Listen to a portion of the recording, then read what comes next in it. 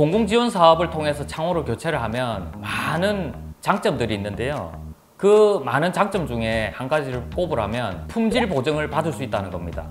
하자 신고하는 방법은 국민신문고를 통해서 하는 게 제일 쉽고 빠른데요. 시정 조치에 따라서 때로는 환불로까지도 연결될 수 있습니다.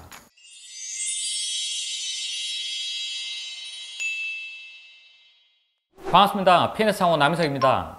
오늘 이 시간에는 BRP 사업, 그린 리모델링 사업, 그 외에 많은 사업들이 공공지원 사업으로 있는데요. 그러다 보니 많은 분들이 관심을 가지고 계시는데요.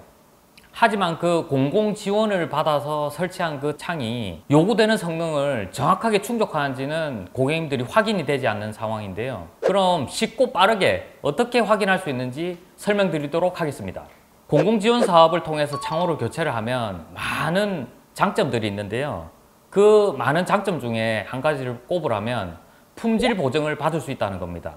정부에서 지원을 받아 설치한 창호는 국가 기준에 부합하는 고성능 제품이어야 됩니다. 하자 발생 시 계약업체뿐만 아니라 공공기관을 통해서도 보호가 가능합니다. 시공 후 성능 저하가 발생했다면 즉시 대응이 중요합니다. 그 중에 요즘 가장 사용 많이 하고 있는 게 서울 지역의 BRP 사업인데요. BRP 사업은 이자 지원 사업으로서 지원 한도가 1,000만 원에서 20억 건물까지도 적용이 되는 아주 지원이 큰 사업입니다. 사업의 지원 내용 및 금액에 대해서 보면요. 제가 항상 강조드렸던 KSF 3117 규정에 의한 창 세트 적용 범위를 적용을 해야 되는 건데요. KS에 필요한 그 성능들을 충분히 만족을 해야 되는 창을 만들어서 납품해야 되는 게 핵심입니다. KSF 3117의 핵심 성능으로는 단열값, 기밀값, 구조값, 수밀값이 있는데요. 거기서 항상 제가 강조해드리는 보강제가 있어야 성능값이 나오는 구조값에 대해서 깊이 있게 말씀을 드리자면 KSF 3117이 필요로 하는 구조값은 80등급 이상입니다. 80등급, 아주 기본이 되고 등급 자체는 굉장히 낮은 등급에 속하는 거죠. 외기에 접해 있는 어느 창이라 하더라도 창짝에 적용되는 그 보강제의 두께가 중요한데요.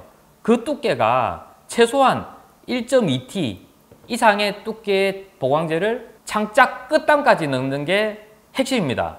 그 다음 기밀성 저하인데요. 외풍이 느껴질 경우 보강제를 확인하셔야 되고요. 결로가 발생이 된다. 벽과 창틀 사이에 우레탄 폼이 없을 거라고 저는 확신합니다. 실리콘을 째서 확인해 보시면 됩니다. 유리 파손, 이것도 보강제가 의심이 됩니다.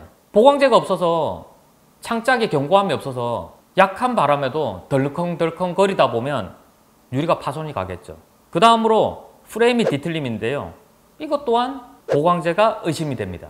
창틀에 밀실한 구조의 보강제가 끝단까지 들어가 있지 않는 상황이면 외기에 노출되어 있는 햇빛이 받는 이런 상황에서는 쉽게 뒤틀림이 오겠죠.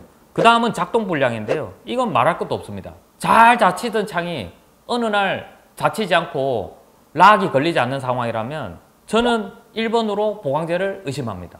제가 가장 중요하다는 그 보강제. 보강제를 어떻게 확인하냐? 간단합니다. 자석으로 보강제의 유무를 확인하시면 됩니다. 어디를? 끝단까지. 보강제가 여기까지 들어있으면 여기는 뭘로 지탱합니까?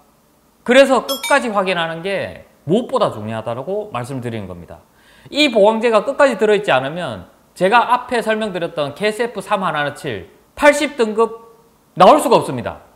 어떤 창이라도 대기업, 수입품 다 필요 없습니다. 보강제 끝까지 안 들어있으면 그깟 80등급도 통과를 못하게 됩니다.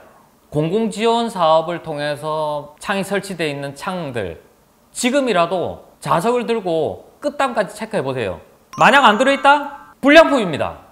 창호 AS 기간에 대해서도 업체마다 틀린데 저희는 10년, 어떤 곳은 많게는 13년 하는데요. 그러면 AS의 정의가 정확하게 뭐냐? 스크래치, 창을 설치를 하거나 사용을 하거나 하다 보면 경미한 스크래치가 있을 수 있는데요. 이건 전문가들이 처리를 하면 보수가 충분히 가능한 부분이고요. 하물며 일부 파손되는 경우도 기능상에 영향을 미치지 않는 부위면 쉽게 보수가 가능합니다. 그러나 똑같은 파손이라도 구조부 손상이 있고 고정부 손상이 있으면 교체가 필요합니다. 그러면 공공지원 사업을 받은 그 창호에 문제가 있다, 보강제가 끝까지 안 들어있다, 이걸 발견하신 분은 어떻게 해야 되냐? 첫 번째, 간단합니다. 계약했던 그 계약업체에 먼저 AS 접수를 하시고요. 이런 사항에 대해서 알려드립니다. 알려드리면 여러 가지 이유를 붙일 건데요. 우리가 사용하는 제품은 대기업 제품이라서 두꺼워서 보강제를 끝까지 안 넣어도 된다, 또는 원래 그렇다 등등 여러 가지 이유를 댈 건데요. 다 필요 없습니다. KSF-3117은 시험을 해야 되고 시험에 대한 결과값에 대한 기준입니다. 그 기준은 앞서 설명드린 대로 보강제를 끝까지 넣지 않고서는 절대 나올 수 없는 성능값이기 때문에 그 말은 들을 필요가 없고요. 그렇게 했음에도 불구하고 핑계만 대고 면피만 하려고 하면 어쩔 수 없이 공공기관에 하자 신고를 하셔야 됩니다. 하자 신고하는 방법은 국민신문고를 통해서 하는 게 제일 쉽고 빠른데요. 계약서나 사진 자료를 제출하시면 해당 공무원이 나와서 확인 후 KSF-3117 규격 이하라고 판정이 나면 시정조치가 들어갈 건데요. 시정조치에 따라서 때로는 환불로까지도 연결될 수 있습니다. 그럼 오늘 이야기의 결론은 뭐냐? 공공지원으로 창호를 교체를 하셨다면 그 창호 성능의 보장은 항상 KSF-3117의 보장을 받을 수가 있고요.